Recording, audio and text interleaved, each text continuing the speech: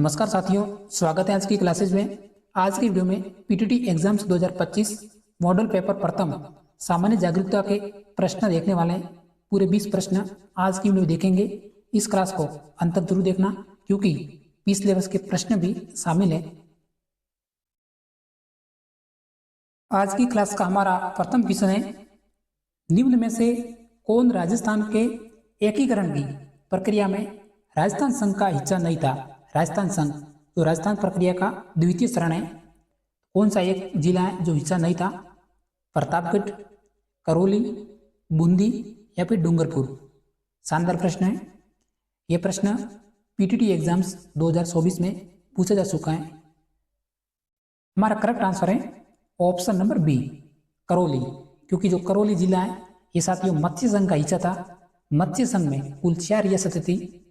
अलवर, ए से अलवर, बी से भरतपुर और सी से करौली और डी से धौलपुर। इन 4 रियासतों को याद रखनी है। ये रियासतें मत्स्य संघ में शामिल थी। इनमें से हमारा ऑप्शन बी पूछा है, करौली।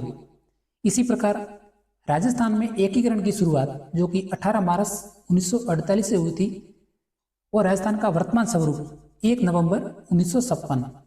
तो ये तिथियां याद रखनी जरूरी है, इंपॉर्टेंट है। अब हमारा अगला प्रश्न,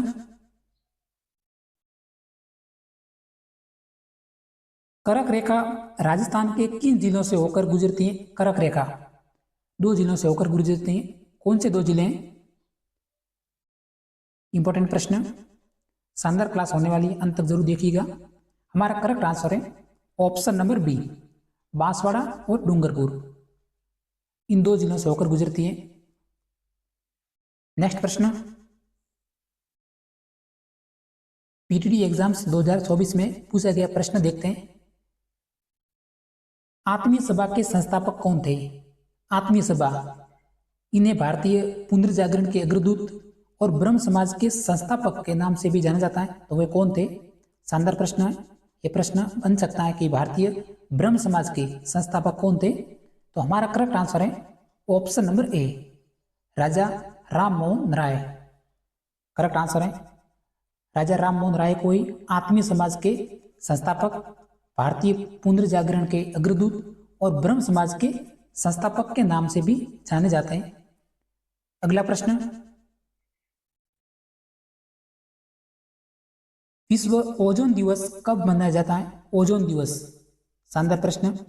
5 जून, 11 जुलाई, 7 अगस्त या फिर 16 सितंबर। ओजोन दिवस, बताइए राइट आंसर।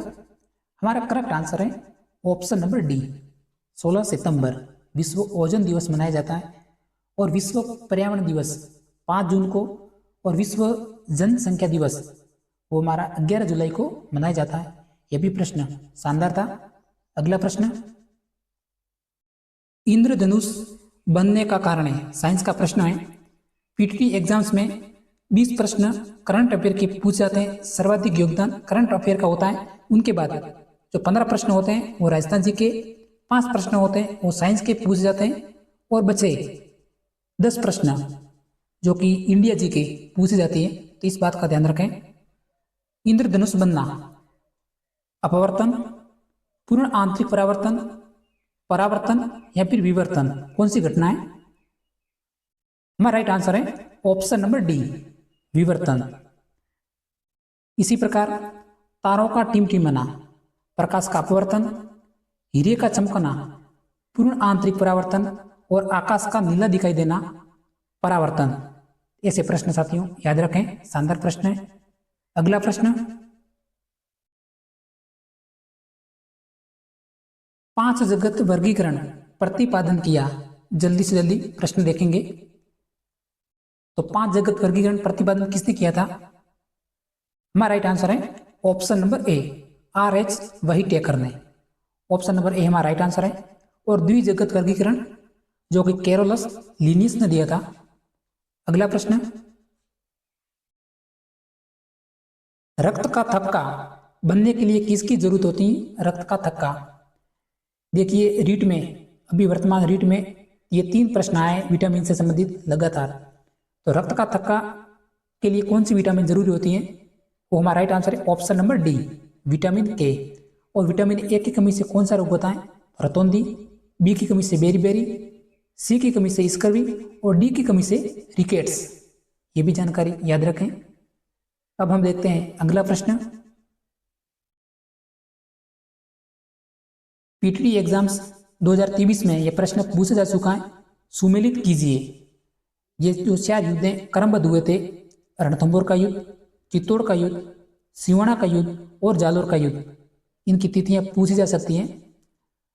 तो इसको मैं सुमेलित करना है। तो रणथंभौर का युद्ध हुआ था, वो हमारा ऑप्शन नंबर सी 1301 में। इसी प्रकार चित्तौड़ का युद्ध हुआ था, वो हुआ था 1303 में। और सिवाना का युद्ध हुआ था, वो हुआ था साथियों 1308 में। और जालोर का युद्ध हुआ था 1311 ईस्वी में।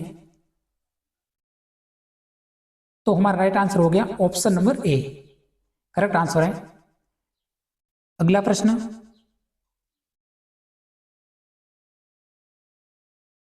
विश्व की प्राचीनतम वलित पर्वतमाला मानी जाती है। सबसे प्राचीन पर्वतमाला कौन सी मानी जाती है?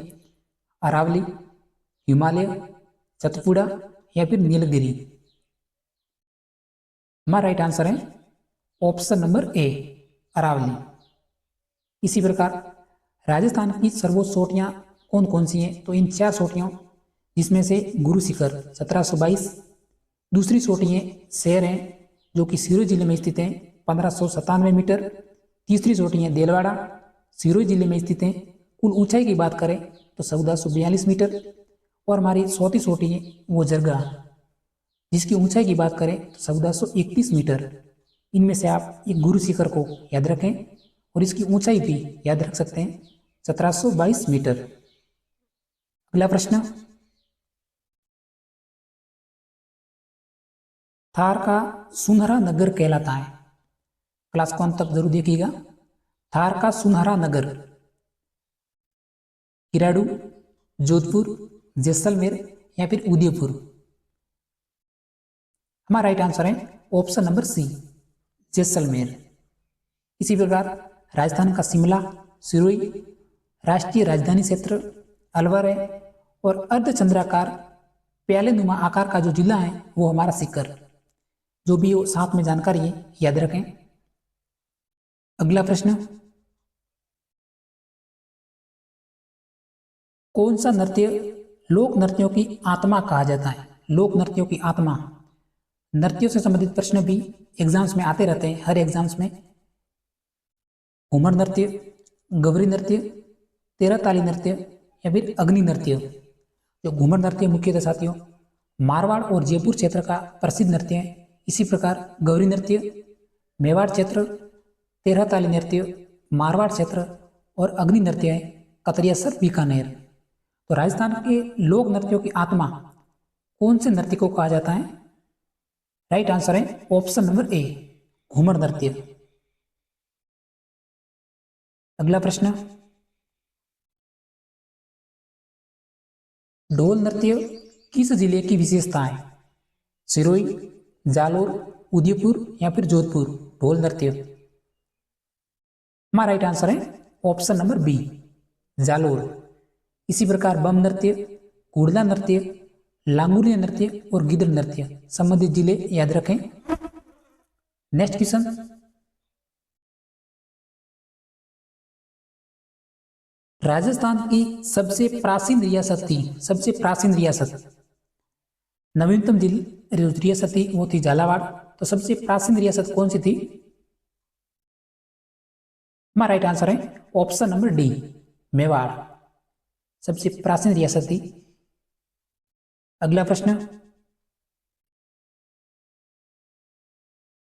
अब हमारा आंदोलन से संबंधित प्रश्न है, सभी ऑप्शन भी इंपॉर्टेंट है। भगत आंदोलन के प्रणेता कौन थे? गोविंद गिरी, मोतीलाल तेजावत, विजय सिंह पथिक, साधु सीताराम दास। तो देखिए राजस्थान के जो किसान आंदोलन के जनक थे वो थे विजय सिंह पथिक। और भगत आंदोलन के जो प्रणेता थे वो थे हमारे गोविंद गिरी, ऑप्शन नंबर ए। और एक ही आंदोलन के जो प्रणेता थे वो थे मोतीलाल तेजावत। इसी प्रकार साधु सीताराम दास, साधु सीताराम दास को साथियों बिजोलिया आंदोलन के जनक माने जाते हैं। और विजय सिंह पथिक बाद में जुड़े थे। अगर राजस्थान के किसान आंदोलन के जनक माना जाते हैं तो होते हमारे विजय सिंह पथिक। अगला प्रश्न, प्रयाग प्रशस्ति के रचयिता कौन थे? प्रयाग प्रशस्ति वसुबंधु, वत्स भट्टी, समुद्रगुप्त, हरिसेन। तो साथियों, पीटीटी एग्जाम्स में प्रथम अलॉटमेंट की बात करें तो 2024 में प्रथम अलॉटमेंट साथियों साइंस सब्जेक्ट में 325 नंबर प्लस रही थी। अगर हम आर्ट्स कैटेगरी की बात करें तो 340 प्लस। 2024 में अंतिम 4 से 5 लिस्टें आती हैं, तब जाके थोड़ी कम होती हैं, लेकिन प्रथम लिस्ट में अगर आपको कॉलेज लेनी है तो साइंस सब्जेक्ट के लिए 380 नंबर लाने जरूरी हैं। और आर्ट्स की बात करें तो 340 नंबर। और फीमेल कैटेगरी की बात करें तो साइंस सब्जेक्ट में 360 नंबर प्लस और आर्ट्स में 320 नंबर प्लस लाने जरूरी हैं, तभी प्रथम लिस्ट में हमें कॉलेज मिलेगी। और कुल लिस्टों की बात करें तो 5 लिस्टें आती है, इस बात को ध्यान रखें। अगला प्रश्न, पारीक दुर्ग का उदाहरण कौन सा है? ऐसा दुर्ग जिसके चारों ओर जल से भरी हुई खाई हो तो हमारा पारीक दुर्ग कहलाता है। तो कौन सा दुर्ग है? हमारा राइट आंसर है ऑप्शन नंबर ए, लोहागढ़ भरतपुर, जो कि पारीक दुर्ग का उदाहरण है। और यही दुर्ग अजय दुर्ग के नाम से भी जाना जाता है। और गागरुन दुर्ग, जो कि जल दुर्ग का सबसे बेस्ट उदाहरण है। यह प्रश्न इंपॉर्टेंट है। जल दुर्ग, गागरुन दुर्ग, झालावाड़। इसी प्रकार राजस्थान का गौरव चित्तौड़गढ़, अजय दुर्ग, लोहागढ़ भरतपुर, सुदर्शनगढ़, नाहरगढ़ जयपुर और भटनेर दुर्ग जिसे उत्तरी सीमा का प्रहरी, और तारागढ़ दुर्ग को राजस्थान का जिब्राल्टर, और मेहरानगढ़ जोधपुर को मयूर ध्वज और चिंतामणि के नाम से भी जाना जाता है। सभी जानकारी इंपॉर्टेंट थी, इसलिए साथियों सेलेक्ट किया है। वीडियो को स्किप नहीं करें, अंत तक जरूर देखिएगा। अगर पसंद आए तो लाइक जरूर करना। नेक्स्ट प्रश्न, गांधी इरविन समझौता कब हुआ था? इंडिया जीके का प्रश्न है, क्योंकि इन तिथियों से संबंधित हर वर्ष एक प्रश्न बनता है, इसलिए सेलेक्ट किया है। गांधी इरविन समझौता, हमारा राइट आंसर है ऑप्शन नंबर बी, 1931 में गांधी इरविन समझौता हुआ था। इसी प्रकार मुस्लिम लीग की स्थापना 1900 से, नेहरू रिपोर्ट 1928, सविनय अवज्ञा आंदोलन 1930 में, नमक सत्याग्रह 1930 में, और गांधी इरविन समझौता वो हुआ था हमारा 1931 ईस्वी में। और एक हमारा प्रश्न बनता है पूना पैक्ट। पूना पैक्ट हुआ था साथियों 1932 में। अगला प्रश्न, निम्न नदियों में से कौन सी नदी लंबाई में सबसे छोटी नदी है? नर्मदा नदी, कृष्णा नदी, महानदी या फिर गोदावरी नदी? पीटीटी 2024 में पूछा गया प्रश्न है। हमारा राइट आंसर है ऑप्शन नंबर सी, महानदी, जो कि लंबाई में सबसे छोटी है। अगर बड़ी नदी की बात करें तो गोदावरी। आज की वीडियो में इतना ही साथियों। अगर हमारा वीडियो पसंद आया हो तो एक सब्सक्राइब करके जरूर जाना। तब तक मिलते हैं नेक्स्ट वीडियो में। जय हिंद।